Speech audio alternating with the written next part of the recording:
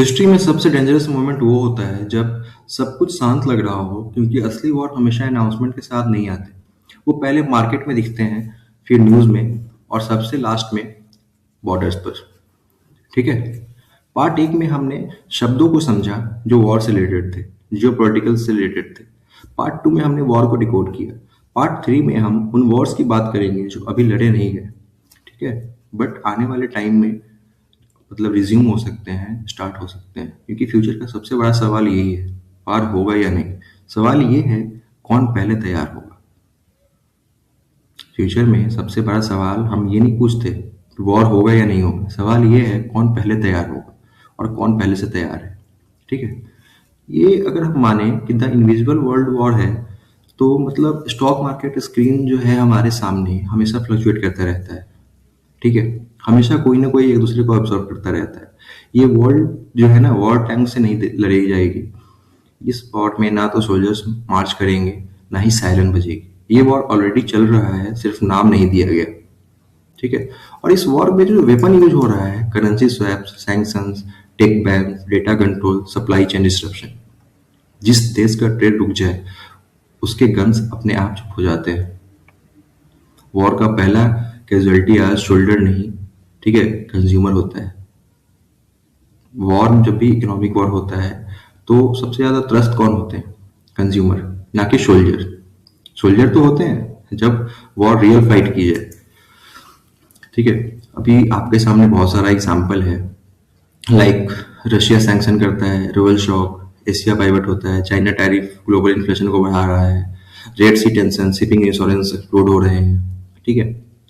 अब जो हमारा नया फ्लैश पॉइंट होगा वो होगा, यहाँ एक मिसाइल नहीं, एक चिप दुनिया को रोक सकता है। अगर ताइवान सप्लाई चेन से गया तो एआई, फोन, डिफेंस सब स्लो हो जाएगा, जिसका बहुत बुरा इम्पैक्ट पड़ने वाला है।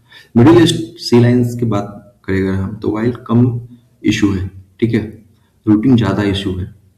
तेल के लिए नहीं लड़ रहे हैं, इस रास्ते से तेल जाएगा उसके लिए ज़्यादा प्रॉब्लम हो रहा है। ठीक है। एक ब्लॉक रूट हुआ अगर तो ग्लोबल इन्फ्लेशन और पॉलिटिकल अनरेस्ट हो जाएगा। आर्कटिक रीजन की अगर हम बात करें, बर्फ पिघल रहा है और पावर निकल रही है। New trade routes, new resources, new conflict, सभी हमारे सामने बढ़ के आ रहे हैं। फ्यूचर वॉर गर्म डिजर्ट में नहीं, ठंडी स्प्रेडशीट में प्लान हो रही है। ठीक है। इंडिया द क्वाइट प्लेयर, सबसे शांत इसमें कौन है? इंडिया। क्यों? इंडिया लाउड नहीं है, इंडिया रस्ट नहीं है। इंडिया का स्ट्रेटजी है वेट, वॉच और वाइड एन ऑप्शंस। ठीक है। इंडिया का पोजीशन अभी अगर हम देखें तो रशिया से रिलेशन है, हमें एनर्जी सिक्योरिटी अच्छी तरह मिल रहा है। यूएस अलाइनमेंट कर रखा है हमने, तो टेक और डिफेंस डील अच्छे से हो रहा है। और ग्लोबल साउथ लीडरशिप मिला हमें, नैरेटिव पावर स्ट्रांग है। इंडिया किसी कैंप का हिस्सा नहीं बनना चाहता। इंडिया चाहता है कैंप्स इंडिया के अराउंड फॉर्म हो। स्ट्रेटजिक ऑटोनॉमी का न्यूट्रल रहना नहीं होता, होता है प्रेशर के बिना डिसीजन लेना, जो इंडिया अभी बहुत खूबी से कर रहा है।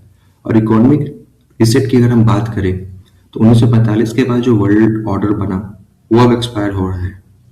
ठीक है। और जो चेंजेस हुए हैं जिसे हमें इग्नोर नहीं करना चाहिए, अपने दिमाग में रखना चाहिए, वो है डॉलर डोमिनेंस एक बहुत ही बड़ा क्वेश्चन बन चुका है। न्यू पेमेंट सिस्टम्स आ गए हैं, रीजनल ट्रेड ब्लॉक्स आ गए हैं, इंडस्ट्रियल पॉलिसी वापस आ रही है। ठीक है। ग्लोबलाइजेशन खत्म नहीं हो रहा, बस डायरेक्शन चेंज कर रही है। इफिशियंसी की जगह सिक्योरिटी आ रही है। Cheap supply, reliable supply. ठीक है। चीप सप्लाई को हमने सब्स्टिट्यूट कर दिया रिलायबल सप्लाई से। आज का इन्वेस्टर पूछता है ये सस्ता है, कल पूछेगा ये सेफ है। ओके। जो हमारे दिमागों में जो लड़ाई चल रहा है ना, वो है सबसे सस्ती और इफेक्टिव वॉर होती है नैरेटिव वॉर, जिसमें बुलेट नहीं चाहिए, बस बिलीफ चाहिए। Algorithm, influencers, emotional triggers, selective outreach, ये सारी चीजें जो एक कड़वा सत्य है ना हमारे पास, कड़वा सच है, वो है जो गुस्सा कंट्रोल करता है वो पब्लिक कंट्रोल करता है। अगर आप बिना डाटा के रिएक्ट कर रहे हैं तो समझ लीजिए आप बैटलफील्ड पर हैं, और हम सभी जानते हैं इस बात को। तो एक रियल मुद्दा जो है हमारे सामने, फ्यूचर का सबसे बड़ा वॉर कंट्रीज के बीच नहीं होगा, वो होगा अवेयरनेस और इग्नोरेंस के बीच। ठीक है। जो समझेगा वो लीड करेगा, जो नहीं समझेगा वो सिर्फ रिएक्ट करेगा। हिस्ट्री में हर एम्पायर गिरा है, लेकिन हमेशा वॉर से नहीं, ज्यादातर गलत डिसीजन से। हिस्ट्री इसका प्रूफ है।